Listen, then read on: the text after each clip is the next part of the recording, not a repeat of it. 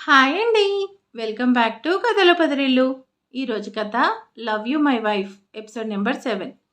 కథను రచించిన వారు చిన్ను గారు, వాయిస్ ఓవర్ మీ శ్వేత. ఇక లేట్ చేయకుండా స్టోరీలోకి వెళ్ళిపోతాం. వెళ్ళే ముందు ప్లీజ్ చిన్న వీడియోకి ఒక చిన్న లైక్ చేయండి. మార్నింగ్ అకాడమీలో లేట్ అయింది.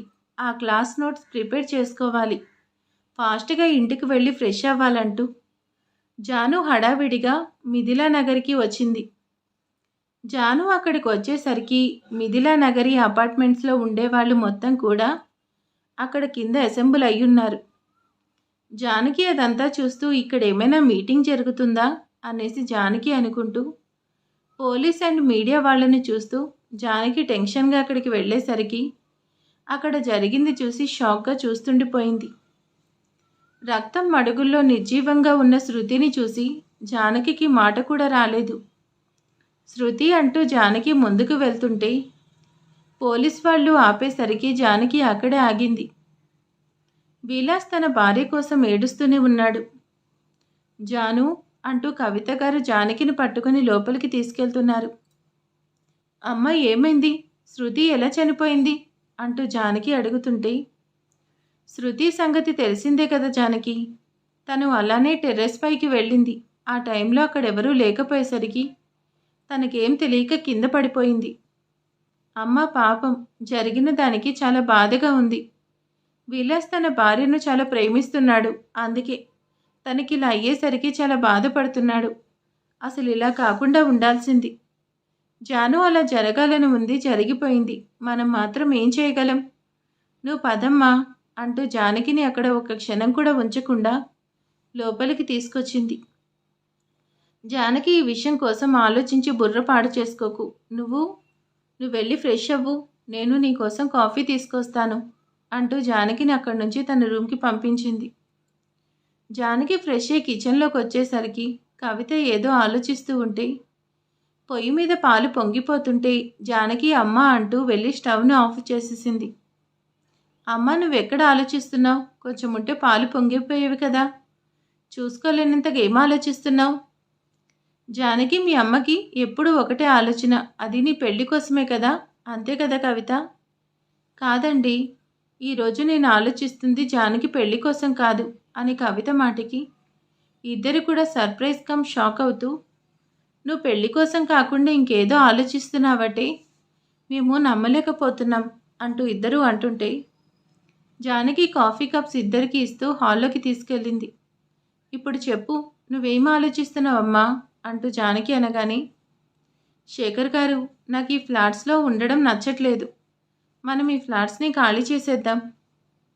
కవిత, ఈరోజు జరిగిన దానికి నువ్వు ఇలా మాట్లాడుతున్నావా? తనకి మెంటల్ స్టేబిలిటీ సరిగ్గా లేదు కాబట్టి యాక్సిడెంటల్గా చనిపోయింది. దానికి మనం ఈ ఫ్లాట్ని ఖాళీ చేయడానికి మనమేం రెంట్కి ఉండడం లేదు. మన సేవింగ్స్ అన్నీ కలిపి కొనుక్కున్నాం. రిజిస్ట్రేషన్ కంప్లీట్ అయ్యి ఇప్పుడే వస్తున్నాను. నువ్వేమో ఖాళీ చేద్దామంటున్నావు?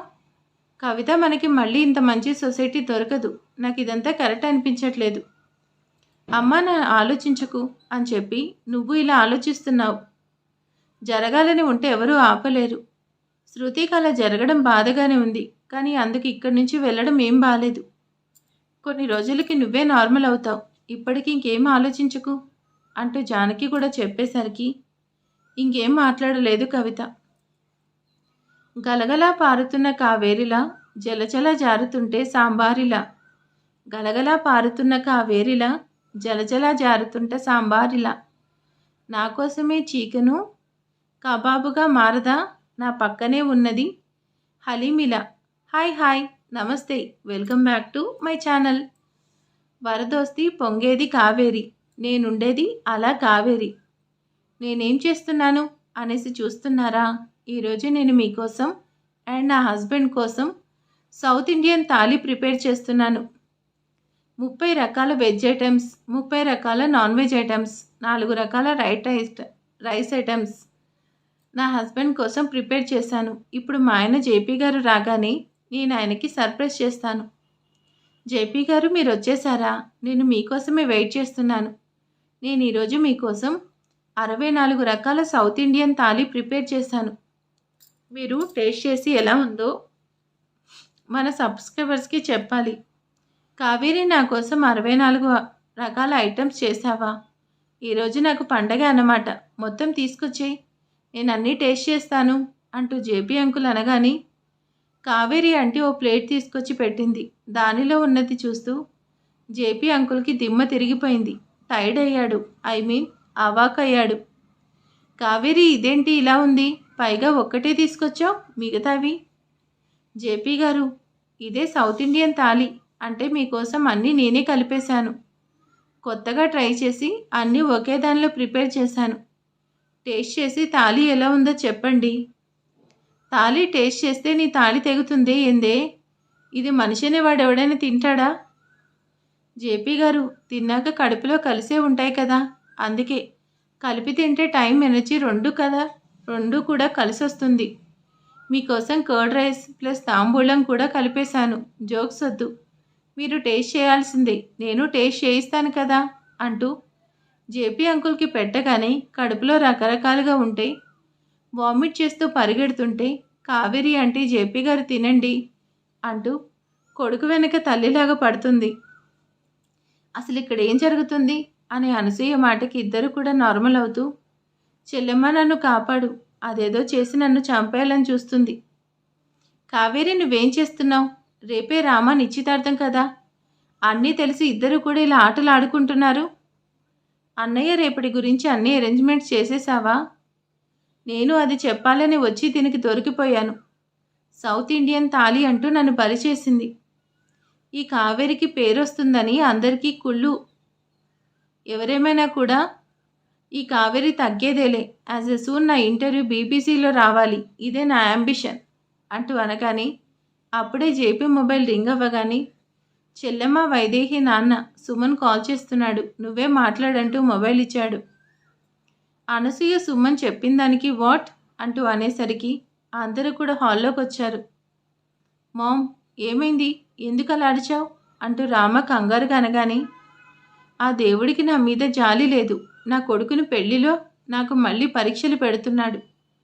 కానీ నేను ఈసారి ఓడిపోవాలనుకోవట్లేదు. సుమన్ గారు, మీరు రేపు మీ అమ్మాయితో గుడికి వచ్చేయండి. నా కొడుకు రామాకి మీ కూతురు వైదేహి గుడిలో నిశ్చితార్థం చేద్దాం. అను, ఏమైంది అంటూ ఆనంద్ అనేసరికి, రామ, రేపే నీకు నిశ్చితార్థం. ఎన్ని అడ్డంకులు వచ్చినా నీ పెళ్ళి నేను జరిపిస్తాను రామా అంటూ తన కొడుకి మాటిస్తుంది Anasuya. Next day morning Anasuya కిందకొచ్చి అందరి కోసం వెయిట్ చేస్తుంది. టైం అవుతున్నా రావాలని తెలియడం లేదా అనే అనసూయ మాటకి అందరూ కూడా హడావిడిగా బయటకు వచ్చారు. నామిని, నువ్వు ఈరోజు డ్రెస్లో చాలా బాగున్నావు. You look so pretty. ఈరోజు కూడా ఇదే లంగా వండి చాలా చండాలంగా ఉంది. నేను జీన్స్ షార్ట్స్ వేసుకోవాలని అనుకుంటుంటే అమ్మ నన్ను కనీసం వాటి నేమ్స్ కూడా ఇమాజిన్ చేసుకోనివ్వదు అంటూ నామిని తన కోపాన్ని బయటపెట్టలేక చిన్నగా నవ్వేసరికి నామిని మాటకి కల్పిత్ నవ్వుతాడు. ఆనంద్ గారు, టైంకి వెళ్ళాలని చెప్పాను కదా, మరేం చేస్తున్నారు?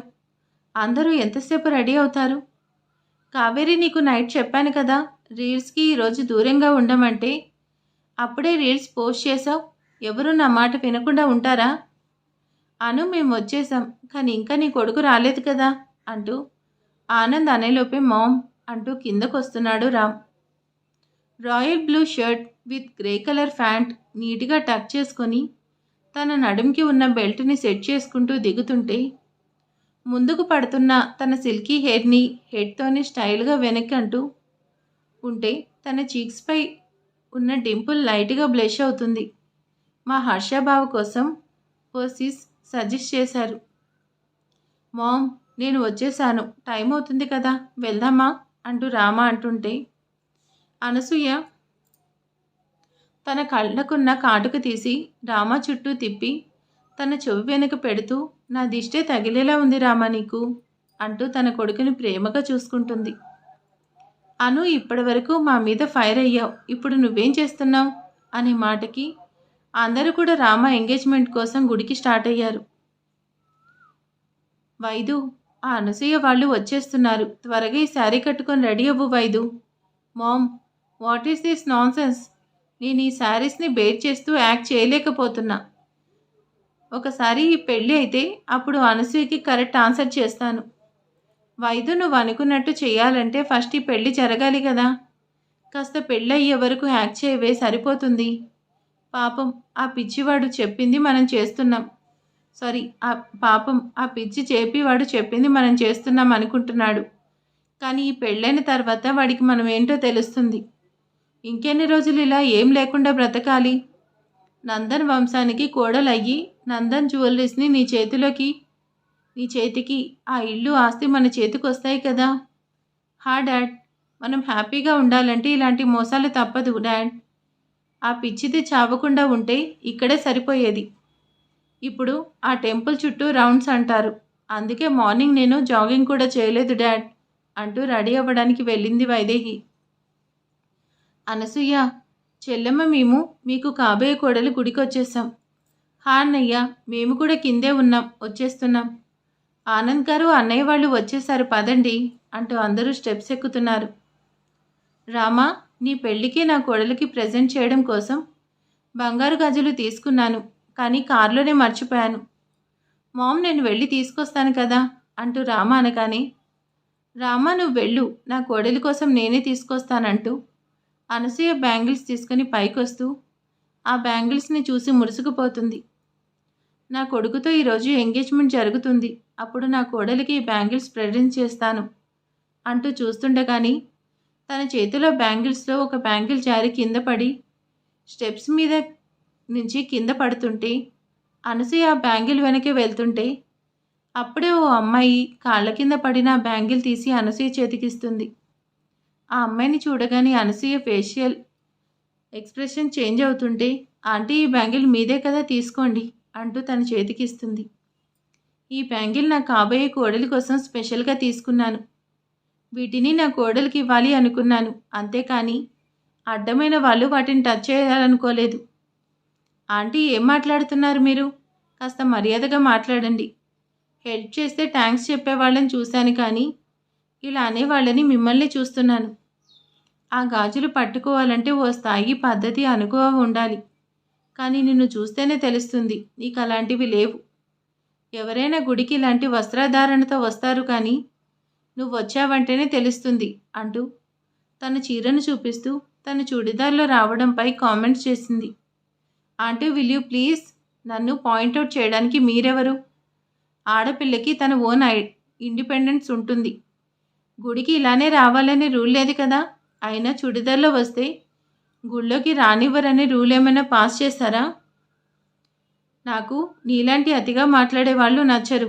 అందుకే అంటారు, రూపాన్ని చూసి మోసపోకూడదు, మనసు తెలుసుకోవాలి. నీ మాటలు వింటుంటేనే తెలుస్తుంది నీ మనసేంటో. ఈరోజు నా కొడుకు ఎంగేజ్మెంట్లో ఏమైనా అంతర్యం జరిగితే మాత్రం నిన్ను జీవితంలో క్షమించను అంటూ అనసూయ ఆ బ్యాంగిల్ తీసుకుని వెళ్ళిపోయింది. జానకి, నువ్వేంటి అకాడమీకి టైం అవుతుంది అనేసి హడావిడిగా వచ్చావు? ఇక్కడ ఉన్నావేంటి జానకి? అమ్మ, నేను ఈరోజు చాలా విచిత్రమైన ఆమెను చూశాను. గుడికి ఇలా చుడిదార్లో వచ్చానని క్లాస్ పీకుతుంది.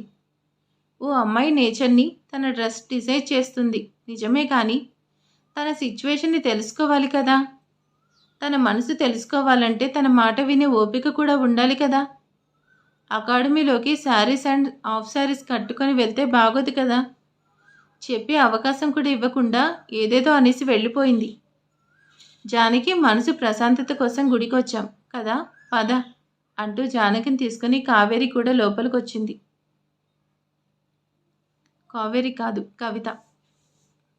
రామా, నువ్వేంటి నాన్న ఇక్కడే ఉన్నావు? నేను వచ్చేలోపు నువ్వు ప్రదక్షిణాలు చేయొచ్చు కదా.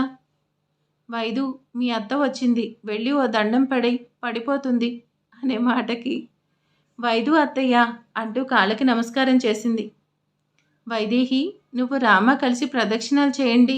ఉఫ్, నా వల్ల కాదు అనేసి అనుకుంటూ, అత్తయ్య, పెళ్ళి ఎలాంటి ఆటంకం జరగకుండా చూడాలని నేను 108 ప్రదక్షిణాలు చేశాను. మామ్, తను చేశానంటుందిగా, నేను వెళ్తాలే అంటూ రామ అనేసరికి అందరూ గుళ్ళోకి వెళ్ళగానే రామ ప్రదక్షిణాలు చేయడానికి వెళ్ళాడు.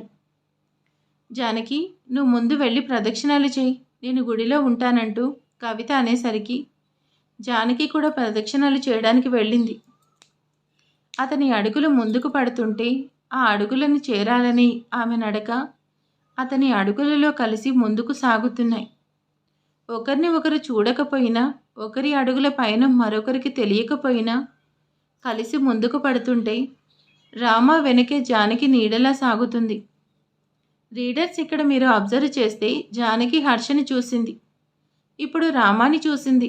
బట్ తను రియాక్ట్ అవ్వలేదంటే హర్ష, రామ్ ఇద్దరు ఒక్కరు కాదు అని కన్ఫర్మ్ అయింది కదా. ఇప్పుడైనా నన్ను నమ్మండి. కలవని మనసులో కలిసిన పయనం తన గమ్యం వైపుగా సాగుతుంటే ఒకరి వెనుక ఒకరు కలిసి అడుగులు వేస్తున్నారు. రామ నడుస్తూ ఉన్న తన ఎదలో మొదలైన అలజడి తనకే తెలియకపోతుంటే రామ ముందుకు వెళ్ళి అతని అడుగులు ముందుకు పడకుండా అక్కడే ఆగిపోయేసరికి తన వెనకే వస్తున్న జానకి ఫోరెడ్ రామ వీపుకు తగిలేసరికి జానకి తన తల రుద్దుకుంటూ ఆగింది. రామకి ఎవరో తనకి తగిలినట్టుగా అనిపించేసరికి రామ వెనక్కి తిరగబోతుంటే జానకి టైం అవుతుంది అంటూ కవిత పిలిచేసరికి జానకి వచ్చేస్తున్నమ్మా అంటూ రామాని దాటుకుని ముందుకు వెళ్తూ గాలికి ఎగిరే తన కురులను సెట్ చేసుకుంటూ వెళ్ళిపోయింది. రామ, ముహూర్తం టైం అయింది నాన్న, ఇక్కడే నిలబడి ఏం చేస్తున్నావు అంటూ అనసూయ వచ్చేసరికి మామ్ ఏం లేదు పద అంటూ రామ అనసూయ వెనక్కి వెళ్ళిపోయాడు. అనసూయ గారు, ముహూర్తానికి టైం అవుతుంది అనేసి పూజారి గారు అనేసరికి రామ, నువ్వు వెళ్ళి వైదేహి పక్కన కూర్చోరామా అంటూ అనసూయ అనేసరికి రామ వెళ్ళి వైదేహి పక్కన కూర్చోగానే రామ వెళ్ళి వైదేహి పక్కనే కూర్చున్నాడు. రామగారు, మీరు నాకు చాలా నచ్చేశారు. నేను మీకు నచ్చేశానా? ఏమైనా మాట్లాడండి రామగారు. నేను మాట్లాడుతున్నాను కానీ మీరేం మాట్లాడడం లేదు. నన్ను పెళ్లి చేసుకోవడం మీకు ఇష్టమేనా రామగారు? రామ ఆ మాటకి చిన్నగా నవ్వేసి సైలెంట్గా ఉన్నాడు. రామగారికి వాళ్ళ అమ్మ ఏం చెప్తే అదే వేదం అనుకుంటా. ఏమైతేనేం, ప్రాపర్టీ కోసం పెళ్లికి ఒప్పుకున్నాను కానీ ఇలాంటి హ్యాండ్సమ్ కూడా దొరుకుతాడు అనుకోలేదు. 1+1 ఆఫర్. ఆస్తి మాత్రమే కాదు, అందగాడు కూడా దొరికాడు. Vaidu, you are all too lucky అంటూ మనసులోనే వైదేహి చాలా సంతోషపడుతుంది. అమ్మాయి అబ్బాయి ఉంగరాలు మార్చుకోండి అనే మాటకి వైదేహి ఆనందంగా చూస్తూ రింగ్ తీసుకొని రామ వైపు సిగ్గుగా ప్రేమగా చూస్తుంది. రామ కూడా రింగ్ తీసుకున్నాడు. వైదేహి తన హ్యాండ్ని ముందుకు పెట్టగానే రామ రింగ్ తీసుకుని వైదేహికి పెట్టబోతున్నాడు. రామ, ఒక్క క్షణం, నువ్వు రింగు పెట్టడానికంటే ముందే నా కోడలికి బ్యాంగిల్స్ ప్రెజెంట్ చేయాలి అంటూ వైదేహి చేతికి గాజులు వేయబోతుంటే ఆంటీ ఒక్క క్షణం అంటూ వినిపించేసరికి అందరూ కూడా అటువైపు చూసేసరికి అప్పుడే అక్కడికి వచ్చే వాళ్ళని చూస్తూ, వైష్, నువ్వేంటి ముహూర్తం టైంకి రాకుండా లేటుగా వచ్చి ఆపమంటున్నావు? లేట్ అయితే సుముహూర్తం అయిపోతుంది కదా. ఆంటీ, సుముహూర్తం ఎప్పుడైనా ఉంటుంది, బట్ మనకి కావాల్సింది రామ లైఫ్ బాగుండడం కదా, అందుకే ఆపుతున్నాను. ఒకసారి నేను మీకు చూపించేది చూసి అప్పుడు మాట్లాడండి అంటూ తన మొబైల్లో వీడియో చూపించేసరికి అందరూ కూడా చూస్తున్నారు. పబ్లో సింగిల్ పీస్ డ్రెస్లో డాన్స్ చేయడం అండ్ డ్రింక్ చేయడం, స్మోక్ చేయడం, మెయిన్ ఆ అబ్బాయితో క్లోజ్గా మూవ్ అవ్వటం. వైదేహిని అలా చూసేసరికి అందరూ కూడా షాక్గా చూస్తున్నారు. వైదేహి కూడా అదంతా చూస్తూ రామ పక్క నుంచి పైకి లేచింది. ఆంటీ, మీరు రామకి పెళ్ళి అనగానే నేను లాస్ట్ టైం లాగా ఈసారి కూడా అవ్వకూడదు అని తన గురించి ఎంక్వైరీ చేశాను. And this is the result. ఇది చూసిన తర్వాత మీరు ఈ పెళ్ళికి ఒప్పుకుంటారా? అత్తయ్య, ఇదంతా అబద్ధం, నమ్మకండి. ఎవరో నా ఫోటోని మార్ఫింగ్ చేసి మిమ్మల్ని మోసం చేస్తున్నారు. ఈ పెళ్లి జరగకుండా చెయ్యాలనే వాళ్ళ మెయిన్ మోటివ్. ఇదేం నమ్మకండి అత్తయ్య. వైదేహి, ఇప్పుడు కూడా కాదంటావా అంటూ ఆ వీడియోలో ఉన్న అబ్బాయిని చూపించేసరికి వైదేహి టెన్షన్గా చూస్తుంది.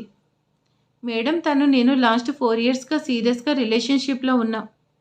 మేము కాలేజ్ డేస్ నుంచే లవ్ చేసుకుంటున్నాం. బట్ ఈ సంబంధం వచ్చేసరికి నాకు బ్రేకప్ చెప్పి పెళ్ళికి రెడీ అయింది. అనసూయ కోపంగా చూస్తూ, నేను నిజం దాచినా భరిస్తాను కానీ అబద్ధం చెప్తే భరించను.